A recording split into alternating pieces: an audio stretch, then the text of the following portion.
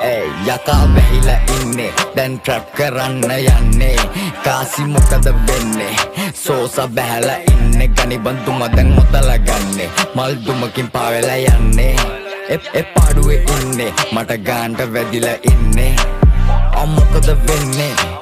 අම්මොකද වෙන්නේ අම්මොකද වෙන්නේ අපේ උන්න පාවලා දෙන්නේ